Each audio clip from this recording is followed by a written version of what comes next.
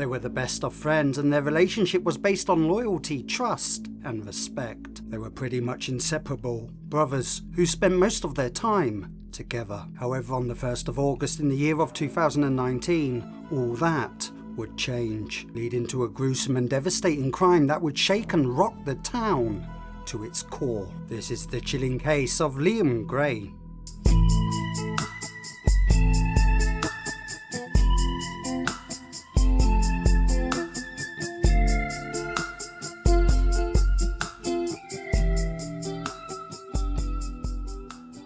Good morning, good afternoon, and good evening. Welcome or welcome back to When Evil Follows. Today's true crime case takes us to England, to the town of Mansfield, a fascinating and historic market town located in Nottinghamshire within the UK. Mansfield town is guilty of owning buildings with the most gorgeous architecture and is draped in remarkable history. In fact, Mansfield's rich history dates all the way back to the 7th century, when it was just a Saxon's village. And to this very day, there really is plenty to see and do here. And one of the people that called this place home was 18-year-old Liam Gray. Liam was born into a loving family and was one of 4 children, having 3 siblings: Paige, Madison and Freddie.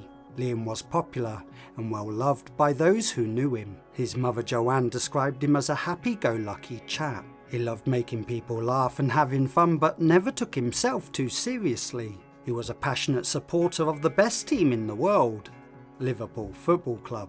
Liam was described by his former teachers as someone who had a heart of gold and always looked out for and cares for other people. Liam also had a very close relationship with his grandfather John, affectionately known as Pups. And after struggling in school, Liam would eventually move in with Pups during his teen years. Liam had a close group of friends, especially with his best friend Reese. The pair are as close as brothers and would spend most of their time together. Liam's sister Madison described the pair as inseparable. They had more or less grown up together and both attended the same schools growing up, and their relationship had gone from strength to strength. Now Reese lived across the road from Liam, and Pops and Reese were as equally close to one another, with Reese often saying that he would be completely lost without Pops. Liam and his grandfather lived on Gladstone Street, and after moving in, Liam introduced Reese to one of his other friends, and his name was Jonathan Treadgold. 17-year-old Jonathan's early life had been troubled, and he had spent many years of his childhood in care of the social services, following drug use and domestic violence in the family home. He was also known to the police by the age of 14 for gaining a criminal record, including threatening behaviour and criminal damage. Anyways, Liam, being the caring young man he was, decided to take Jonathan under his wing and try and be there for him as a friend and as a support system. He recognised that Jonathan had various struggles and wanted to try and help him turn his life around. However, Liam's mother Joanne wasn't too sure though. She said that there was just something about Jonathan that bothered her, and that she wasn't keen on her son hanging around with him. Liam's sister had also heard things about Jonathan and his behaviour, but she was prepared to put that aside and give him a chance and judge for herself what he was like. And so this one afternoon, Liam invited Jonathan to hang out with him and asked if he wanted to go to a family party at Joanne's house. At the party, Jonathan had far too much to drink and became more and more angry and volatile. His aggressive behaviour led to him eventually assaulting somebody at the party. However, Liam was determined to be there for Jonathan and showcase the same deep loyalty that he would show all the rest of his friends.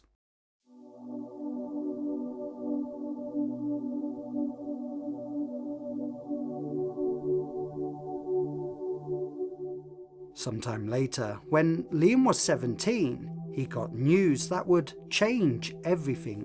His girlfriend was expecting a baby and Liam was thrilled and excited to become a father. He threw himself into the challenges and the joys of parenthood that awaited him. His best friend Reese said that Liam was over the moon and couldn't be happier. Now with impending fatherhood, Liam continued to mature, and with that he began to see his friends less and less as he prepared to meet his new baby. On the 18th of July that same year in 2019, Liam and his partner of 4 years welcomed their first child into the world, a baby girl, and Liam was happy and life couldn't be better.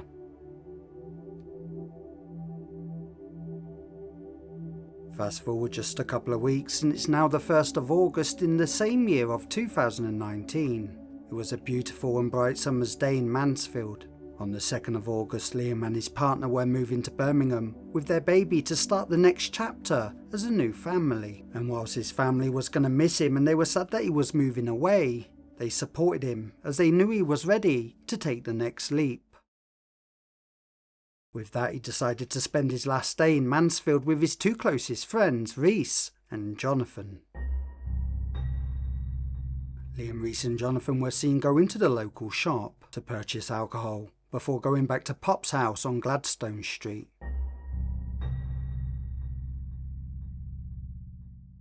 They sat in the garden having fun and drinking and filming a series of dodgy Snapchat videos whilst there.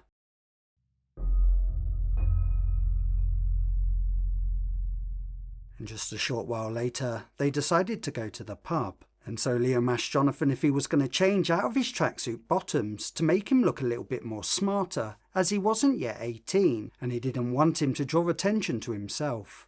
Liam told Jonathan that he could wear a pair of his jeans if he wanted to, and after Jonathan got changed, the 3 of them headed off to the local pub.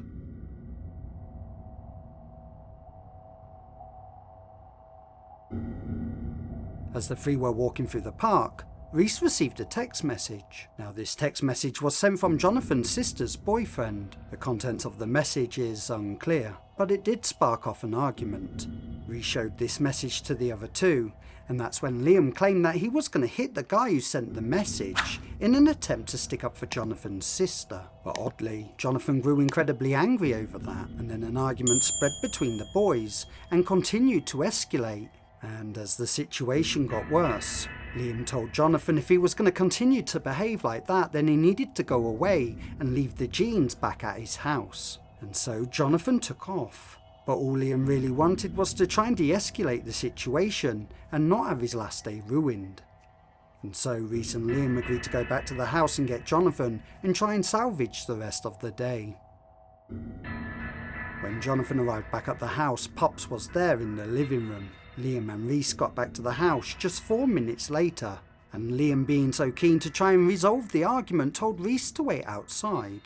Roughly a minute later, Jonathan then comes running out of the house, shouting at Rhys saying, "I've stabbed him, I've f***ing killed him, I've killed him."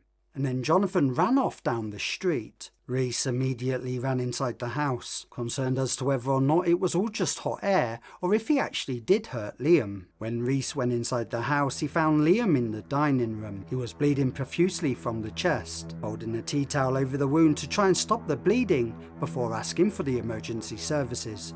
Rhys called 999 and then gave the phone to Pops for him to talk to the operator. Ambulance, is the patient breathing? He's been stabbed in the chest. Okay, is he breathing? Just about, I think, yes. Okay, is he awake? He is, but he's still just about awake. Liam. Okay, just tell me exactly Liam. what's happened. He just walked in the house and his lad jumped up and stabbed him. You're doing really, really well. Now, do you know who the person is who stabbed him? Yes. What? Treadgold. John? Treadgold.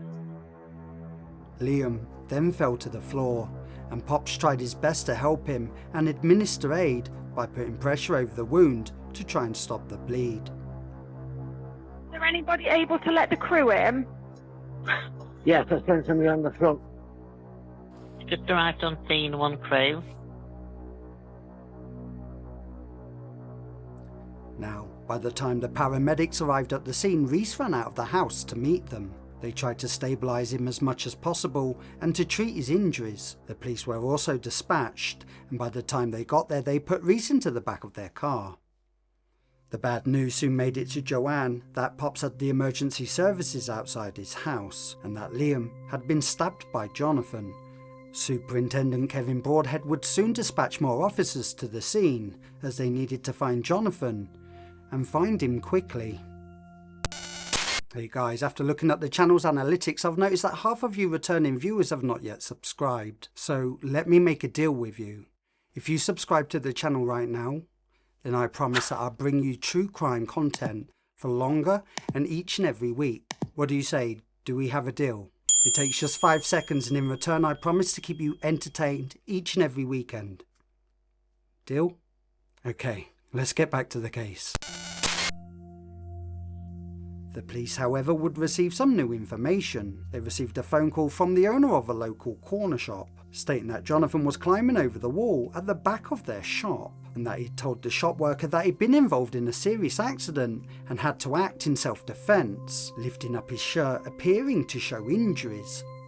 Now the police immediately linked this to the stabbing of Liam, and immediately they sent officers over to arrest Jonathan. At 3:15 PM, one of Liam's sisters arrived at the house at Gladstone Street. The paramedics' crew were still there and still battling to save Liam. Liam? Has he stopped breathing then? He's breathing a minute. Now at this point in time they had to cut open his chest and manually keep his heart going. The paramedics decided against taking him to the hospital in the air ambulance, as this would mean that they couldn't work on him whilst in the air, and so a decision was made to transport him to the hospital by road. Liam was then put into the back of the ambulance, and Joanne was taken to see him in the back of a police officer's car. By the time she got there, she kept telling Liam all the time that she loved him, as she watched her amazing son fight for his life. Now Liam was rushed to the Queen's Medical Centre in Nottingham, and at the same time police officers were now out on the hunt, looking for Jonathan Treadgold, who was now nowhere to be seen near the shop. But just a little while later, another call comes in.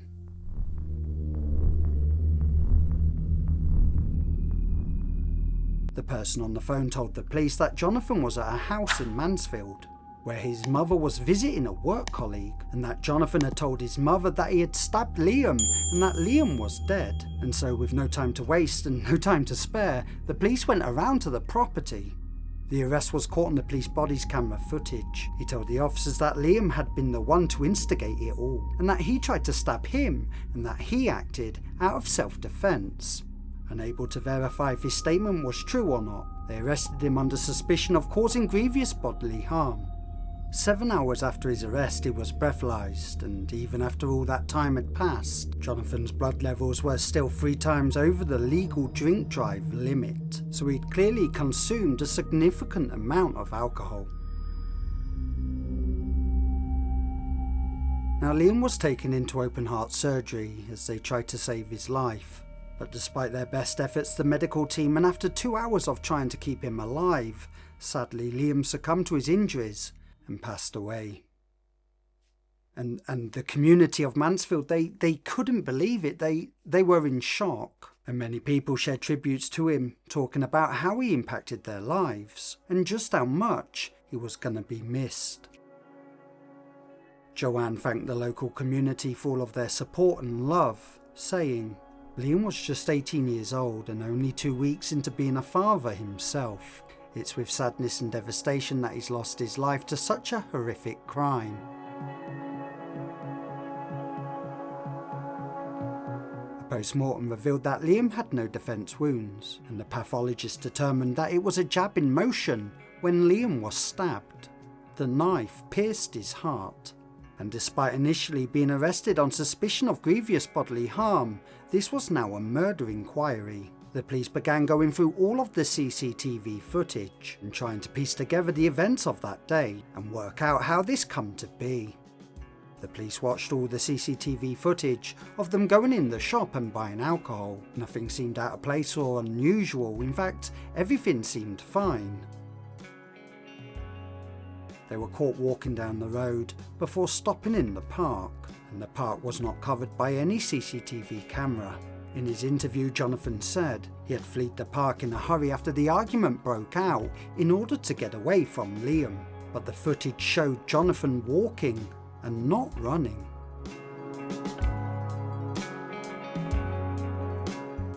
Liam and Reese were also seen on CCTV walking back too. Jonathan was interviewed again, where he now said, although he picked up the knife, he done so in self-defense, and he was waving it around to scare Liam off, and that is how Liam got stabbed. But based on what Pops had seen when he witnessed the attack, and what's already known about Jonathan's past, including a conviction just 6 weeks prior for assaulting his girlfriend, his bullshit story of events simply wasn't stacking up. CCTV footage shows Jonathan running down Gladstone Street just 1 minute after Liam had gone into the house. And when the police searched the house, they found the knife in the kitchen covered in Liam's blood and Jonathan's fingerprints. Jonathan also alleged in an interview that Liam had bullied and picked on him for years and showed scars on his body saying that Liam had caused them. However, the policing investigation would soon unravel the truth. Yes, the police investigating into Liam's death trolled through hours and hours of various records of social services. They determined that the healed scars on Jonathan's body had not been caused by Liam, but were self-inflicted. There was nothing there, nothing to suggest the claims that Liam had bullied or treated him badly. Superintendent Kevin Broadhead said, "We believe that Jonathan was jealous of Liam starting a new life with his family in Birmingham when his own life was so tragic." And based on all the evidence they had gathered, Jonathan Treadgold was charged with murder. On the 18th of August, a fundraising event generated funds to pay for a funeral for Liam, raising money for his newborn baby and to charities tackling knife crime. When Liam's funeral was held, hundreds of mourners lined the streets to say their farewells. His coffin was draped in a Liverpool flag. Those following the coffin wore shirts with a photograph of Liam printed on them, with always loved, never forgotten, forever missed written on them. Liam's devastated grandfather, who had tried so hard to save his life, paid tribute to him. He said, "Liam, I'm missing you terribly. I tried so much to help you. I lived that day, every day. My best wasn't good enough, and I'm sorry. I hope you are happy now with the angels. I love you forever." The Reverend conducting the service told those in attendance, "We need to go away not remembering the manner of Liam's death and the tragedy it is, but remember the gift of life he was to each and every one of us here." Now, because Jonathan was only 17 years old when the stabbing took place, Treadgold was tried as a child, something that greatly upset Joanne. And on the 1st of November, he appeared in the court and entered a plea of not guilty to the charge of murder. However, he was told that the trial would begin the following year. Because of the not guilty plea, the defence team requested a second post-mortem to be carried out on Liam's body. Liam's mum said it's disgusting that he's putting Liam's family through all of this pain and devastation with his not guilty plea. During the proceedings, Jonathan was disrespectful and disruptive in court. He wouldn't take to the stand and he wouldn't speak, and he wouldn't give any reasons as to why he stabbed Liam, someone who had been a good and loyal friend who looked after him. The jury returned their verdict, and Jonathan Treadgold was unanimously found guilty and showed no emotion as the conviction was given. All he said was, "Okay, cool, sound." Outside the courts, Joanne read a statement on the behalf of Liam's family. "No family should experience this pain. Our lives have been turned upside down and shattered. No sentence could ever measure the reflection of our loss. We will never see Liam again. Hear his laughter, hear his voice, hear his jokes, or see our phones flash from an incoming call. He literally was stolen from our lives." On Monday the 10th of February in the year of 2020 at the Nottingham Crown Court, Jonathan Treadgold was finally sentenced to a minimum of 16 years in prison for the murder of Liam Gray. Liam Gray's mum said, "I don't think it's long enough, but there's nothing more I can say now." The murder of Liam Gray was a senseless and tragic and brutal one. Liam's partner said, "She will remind her daughter every day that she gets her personality from her daddy, Liam, and as she continues to grow up surrounded by love and her family, the legacy of her beloved father will continue to live on through her." The tragedy of this case best summed up by the words of his mother, Joanne. "There are so many things that Liam will never get to do. He hadn't learned to drive, been to college, got a stable job, or got married, bought a house, or had the chance to parent his own daughter and watch her grow up. We as a family have been robbed of watching him do all of that too. And so there you have it, with friends like Jonathan Treadgold. Who needs enemies? Now, I'm not sure about you guys, but I think Jonathan got off lightly. My thoughts and prayers remain with Liam and his forever loving family.